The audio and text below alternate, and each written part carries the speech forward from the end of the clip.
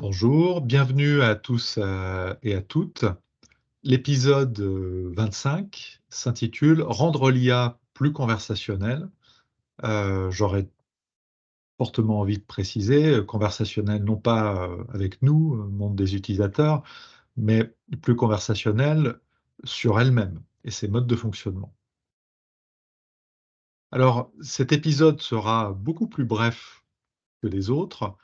J'ai envie de revenir sur un problème qui a été abordé dans plusieurs épisodes de mes causeries, le problème de l'ordinaire de l'intelligence artificielle et de son effet ou ses effets boîte noire.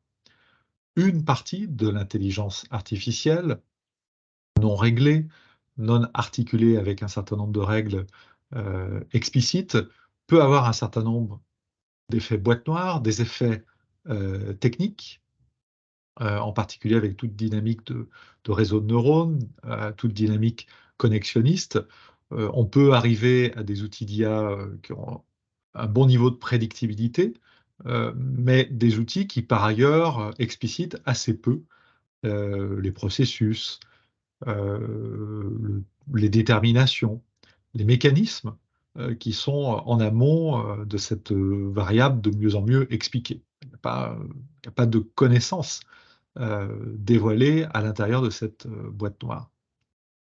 Dans le cas de l'IA générative, je pense à ChatGPT, on est face à une IA qui va combiner une narration et des plaques, des blocs narratifs, en les articulant de façon narrative, sans expliciter ses sources. Donc on a un effet boîte noire sur finalement ce qui est assemblé, ce qui revient au même. Au-delà de ces effets boîte noire, d'un point de vue plus phénoménologique, on peut remarquer aujourd'hui l'ordinaire de l'IA, qui est bien avant ChatGPT. C'est quelque part disséminé partout. Il y en a dans nos traitements de texte, nos tableurs sont un outil de correction orthographique, c'est de l'IA très très basique. Il y en a dans nos smartphones sur beaucoup d'applications, de façon invisible.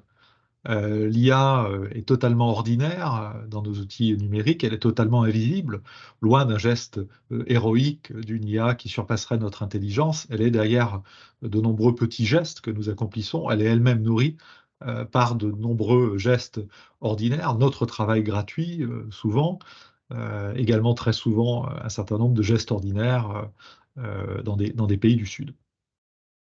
Finalement, on ne sait rien ou très peu de choses de ces processus, de ces périmètres d'apprentissage liés à notre travail gratuit ou à des formes de travaux exploités dans des pays du Sud global.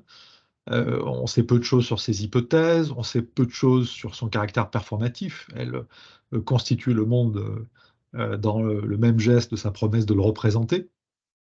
Voilà, ces outils sont loin d'être neutres, mais on sait finalement peu de choses sur leur mode de fonctionnement et leur effet sur nos modes de fonctionnement à nous, cognitifs, ou nos modes de fonctionnement sociétaux, démocratiques. Et j'aimerais ici, dans cet épisode, très simplement, évoquer la proposition d'un chercheur américain, un chercheur californien, qui s'appelle Paul Pangaro, euh, spécialiste plutôt du moment cybernétique et du type de digitalité qui peut lui être associé.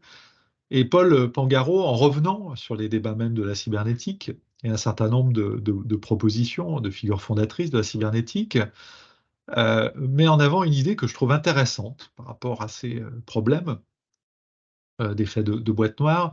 Il propose de rendre nos technologies, en particulier l'IA, plus conversationnelles. Mais pas au sens de ChatGPT, conversationnel avec nous, avec des interfaces conviviales pour échanger avec ChatGPT. Plus conversationnelles sur elles-mêmes, plus conversationnelles sur leur mode de fonctionnement, dans des conversations avec nous.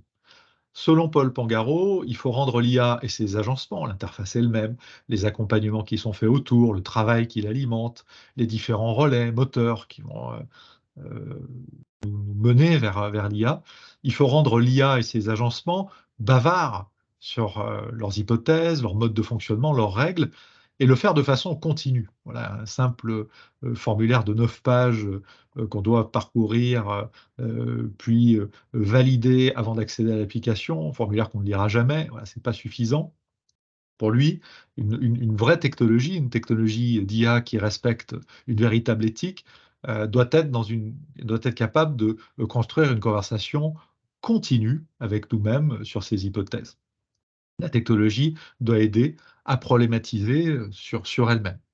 Et dans mon ouvrage Apocalypse managériale, je reviens sur ces propositions de Paul Pangaro, peut-être en les rendant encore plus radicales. Elle doit même être capable de se mettre en retrait au terme de ce type de conversation, d'annuler des fonctionnalités que la conversation jugerait nocives. Elle doit même être capable de se mettre en retrait totalement. Alors, si ces aspects vous intéressent, voilà, je vous invite d'une part à consulter bien évidemment les travaux de Paul Pangaro, notamment les références que j'ai notées ici, ses écrits seuls ou en collaboration avec Duberly. Je vous invite également à revenir sur Apocalypse managérial, en particulier les pages 419 à 422, qui reviennent sur cette question de technologie plus conversationnelle. Et je vous invite également sur ces questions d'éthique de l'IA à lire ma courte nouvelle La jumelle de Sherazade. Un grand merci pour votre patience et pour votre écoute. Voilà, n'hésitez pas à m'envoyer vos commentaires et vos questions à l'adresse de vos@dauphine.fr. Merci.